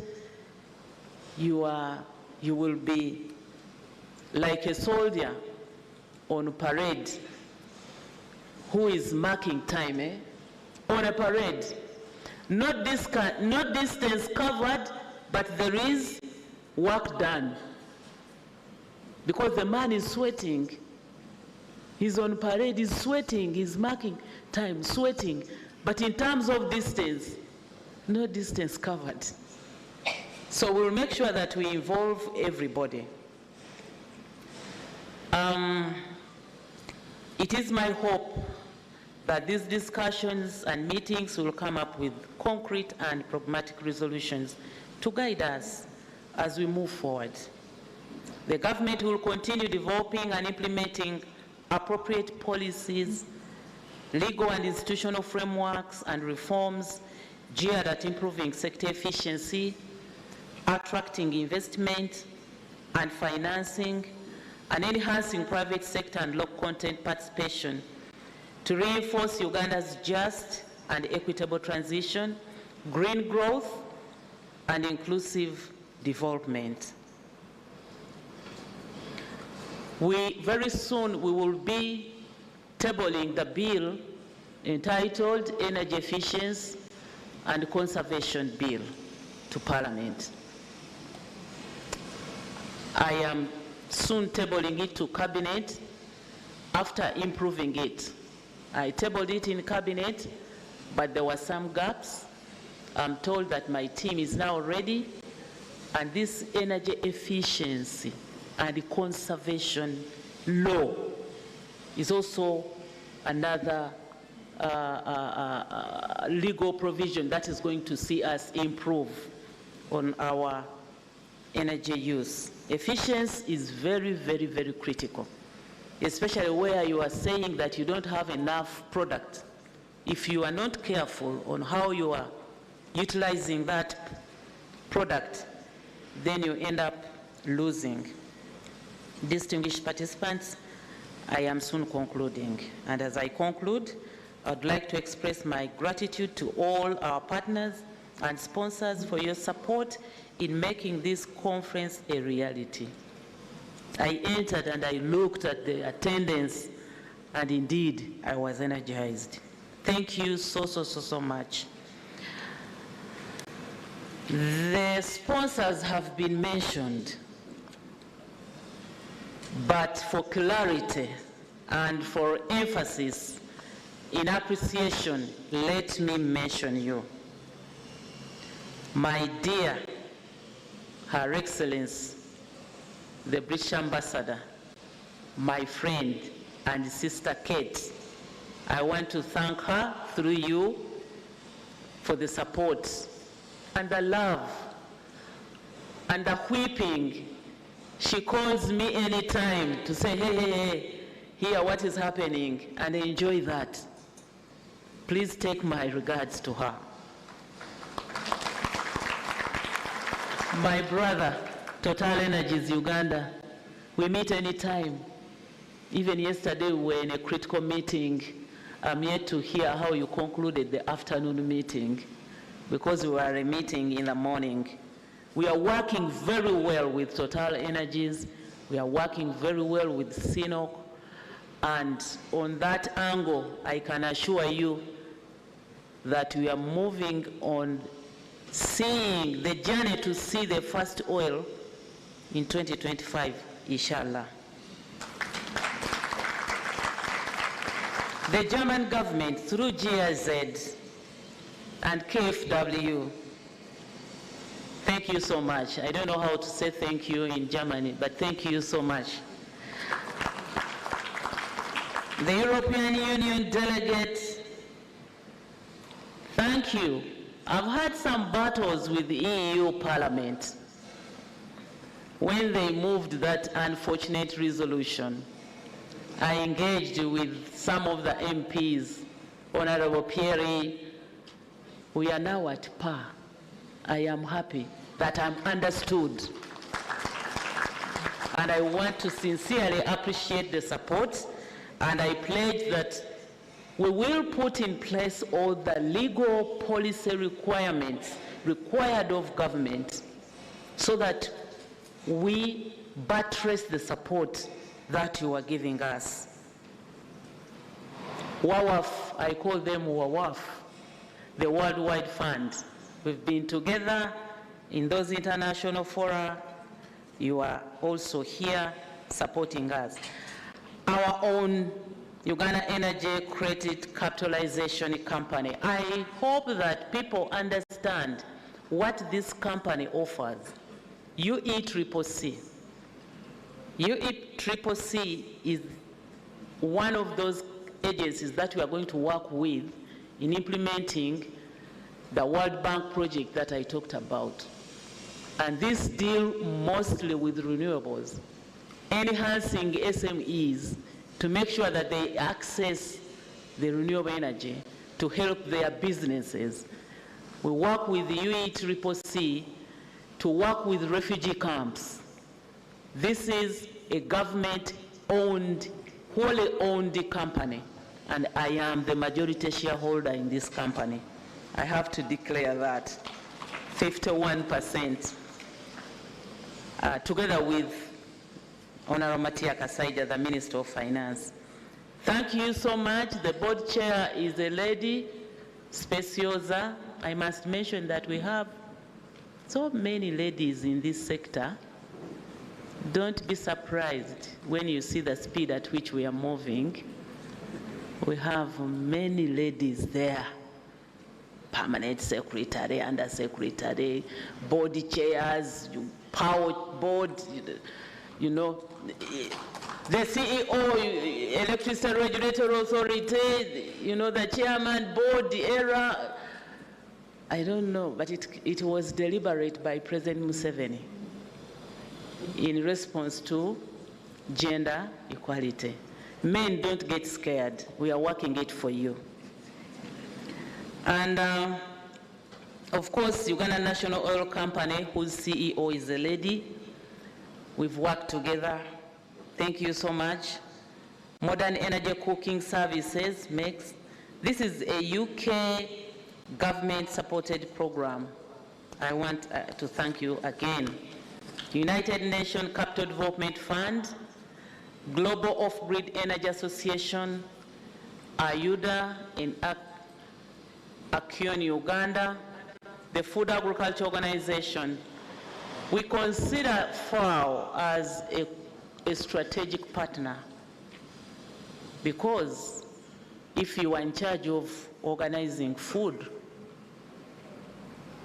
energy is very critical in making sure that you improve on production and productivity, value addition and marketing. So FAO, we are together. SNV, this is Netherlands Development Organization. In many areas, you've helped us. Allow me also to thank our friends from the media. Media has covered this docket positively, sometimes, but we appreciate. Thank you so much. Please tell our people we are making noise through you to tell our people to break the bondage of dirty energy. We appreciate you. And I want to thank the support of everybody. And I also thank the technical teams, including the National Renewable Energy Platforms. You are very present in Chebando. Your efforts are being recognized even in this very conference. To our distinguished guests from outside Uganda, Karibun. We welcome you once again. This is your second home. We look forward to hosting you again and again and again. Be sure to stay some days and enjoy the Pearl of Africa. Together, let us chart a course towards a clean energy future for all, leaving a legacy that transcends borders and generations. Team members, are you in the room? Where are you, team members? Team Minister of Energy and Mineral Development, thank you so much. Some are outside taking care of you. Let's stick together, achieve our vision. Remember, we don't have time. Thank you. I want to take this opportunity to declare the conference open and wish you all a productive and inspiring conference. Asante sana. Thank you very much.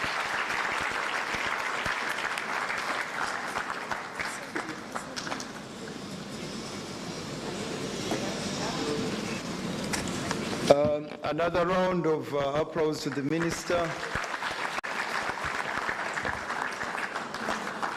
I think I must thank all of you for being so attentive as some of these major pronouncements were being made. All I can say is that I request the media to give us as much coverage as possible, because this message needs to reach out to a much wider audience than we have been able to assemble here today. For those who are coming to Uganda, Uganda is really standing out as a major destination for meetings and conferences. When you go back and you want to organize a very successful meeting or conference, please consider Uganda as a possible venue. We shall lend you all the support. And Honourable Minister, next time when you hold a meeting of this nature, we shall have screens everywhere so that you don't have to turn your back to follow what is behind you. Because I could see we had a small challenge. We should have had screens even in this direction so that those who are at a vantage point are not only those who are on your side, but even those who are out here on the platform. Things are going to change for the better because that's the direction we are moving into. Our next session is a photo session. A photo session for the various groups that are here. There is a young lady, please. She has been doing so well as MC, and I'm sure you guys have been missing out on her. I would like her to take over her role once again so that you give us proper direction. Honourable Minister, you were announcing who is in charge of what, who is everywhere. I know it is over-representation of ladies. She's again taking over as MC, but we wouldn't mind some affirmative action for the boys and men. Thank you very much. And the boy child clapped to that. Well, thank you so much, Honorable Mijereko. And now, just to re-echo that our tags here do have the program, and so you can be able to scan and get a copy of that program, because it's then going to guide what next. As we speak right now, we're going to be having our dignitaries taking a photo, and that photo is going to be at the photo booth, which is by the poolside, right below this particular hall. When you walk outside, there's a poolside, and that's where it's going to be. And so I am requesting Engineer Simon Karanzi, Commissioner Energy Efficiency, as well as Dr. Brian Isavile, to guide our VIPs to the photo booth, and then thereafter they will have a tea break for about 10 minutes, and then they will continue. We're going to be having a closed-door donor working group meeting, and it's going to still be at the VIP lounge with the invited guests to that particular closed-door meeting. It's about Sustainable Energy Development Program. And then for the rest of our participants, we are going to have a small tea break, about 10 minutes. And we are encouraging you to actually just speak your tea and walk into your breakout session. Now, the breakout sessions that we're looking at next, we're going to be doing the mid-morning sessions. On your program, look out for the mid-morning sessions. Those are the ones that we're going to be attending for about 45 minutes, and then we will break from those and go into our midday sessions. And then thereafter, we'll be having an exhibition tour at exactly 1:30, and lunch will equally be ready for you between 1:30 and 2:30. So the mid-morning sessions in parallel that we're looking at, we are having one, delivering clean energy at a time of global crisis, energy security and climate change, and this one is going to be chaired here in the Speak Ballroom, which is this one, and it's going to be chaired by Honorable Shatsi Musherure. Then we also do have another breakout session that is happening in Jacaranda Hall, which is still on this very same block, one of the floors below. Look for Jacaranda Hall. If you are interested in a spotlight on the future parish development model and productive use of energy, that is happening in Jacaranda, being chaired by Ruth Komuntale, Managing Director, ECOCA East Africa. Then there's also another breakout session in Ebony Hall. If you are interested in green jobs, readiness, opportunities, as well as bottlenecks in the energy transmission, then you can go to Ebony Hall. It's going to be chaired by Perez Magola, Energy Advisor, Open Capital. And of course, we do have another one happening in Acacia Hall. If you are interested in a session towards new energy systems and technologies, as has been one of the things that has been greatly pointed out so far in the day, then you can go to Acacia Hall. That will be chaired by Dr. John Mutenyo, lecturer at Macquarie University. And then the final breakout session is going to be taking place in Mahogany Hall, and it's going to be looking at decarbonizing mobility in developing countries, chaired by Mary Nankabira, Commissioner Solicitor General as well. And so please go to those breakout sessions. Our tea is being served at the bottom of the building. That is the ground floor to the left where you do have the exhibition. So just take the left, pick your tea and your bites, and then let's walk to those breakout sessions. Thank you very much. So at the end of that breakout session, you'd have attended in any of those halls. The second breakout session, you can get the details to which you would be interested in by scanning the program with the barcode that is on your tag, so that you can be able to know the other breakout sessions that we are having on the second round. Otherwise, look for the screen behind you, stretch a little bit, and get to exchange energy, but also let's refuel up on the energy. The tea break is at the ground floor, left side of the exhibition area, and we kindly encourage you to simply pick your tea and your bite and walk to the breakout sessions. The breakout sessions, we have one that is staying here in Speak Ballroom, we have another one in Jacaranda Hall, we have another one in Ebony, and another one in Acacia, and also a final one in Mahogany. That will be 45 minutes, and then at about 12:50, we should be getting into the second breakout sessions for the day. Thereafter, lunch will be ready for you at 1:30. Our distinguished guests, our dignitaries, we ask you to move to the VIP lounge by the poolside.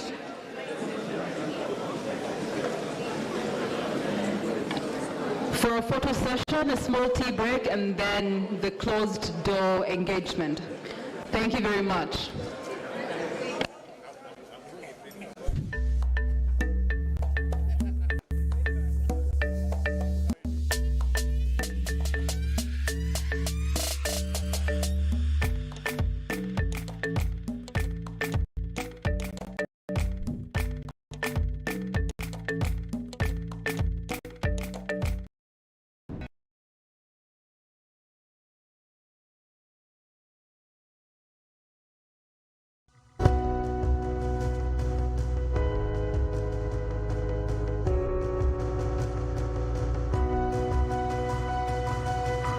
Smart 24, driving business.